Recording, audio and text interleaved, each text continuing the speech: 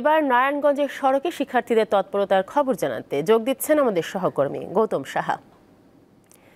গৌতম, নারায়ণগঞ্জের সড়কে শৃঙ্খলা ফেরাতে শিক্ষার্থীরা কতটা কার্যকর ভূমিকা রাখছেন?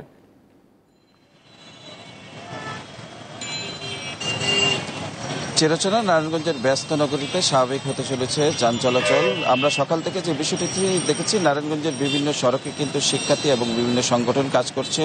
তারা কিন্তু বিভিন্ন পয়েন্টে তারা অবস্থান করে তারা কিন্তু ট্রাফিকের যে সিগন্যাল রয়েছে এবং লাইন মেনে যে পরিবহন চলাচল করে সেই বিষয়ে কিন্তু তারা বিভিন্ন দিক নির্দেশনা দিচ্ছেন এবং তারা কাজ করছেন। আরেকটি বিষয়, এই শিক্ষার্থীদের পাশাপাশি আজ সকাল থেকে কিন্তু আনসার, বিডিবি এবং রেড ক্রিসেন্ট এবং ইসলামী আন্দোলনের সদস্যদের কিন্তু বেশি দেখা যাচ্ছে সড়কের বিভিন্ন প্রান্তে, এবং সড়ক মহাসড়কে কিন্তু তারা কাজ করছেন। বিগত কয়েকদিন ধরে কিন্তু তারা এখানে দিনরাত কাজ করে যাচ্ছেন। আরেকটি বিষয় আমরা দেখেছি, এখানে শিক্ষার্থীরা যখন কাজ করছেন বিভিন্ন মানুষ, শ্রেণী পেশার মানুষ কিন্তু তাদের খাবার দিয়ে উৎসাহ দিচ্ছেন এবং তাদের এই কাজকে স্বাগত জানাচ্ছেন।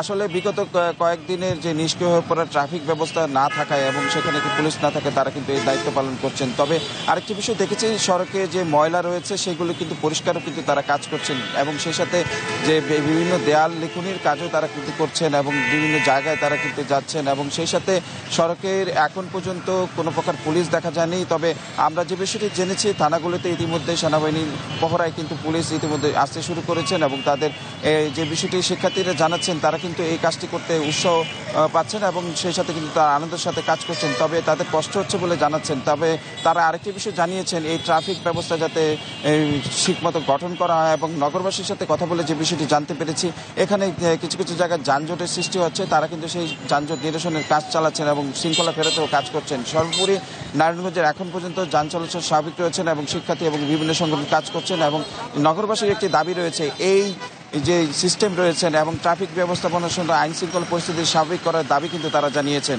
এই ছিল আসলে আমার কাছে নারায়ণগঞ্জের এখন পর্যন্ত সর্বশেষ। গৌতম সাহা যুক্ত ছিলেন নারায়ণগঞ্জ থেকে।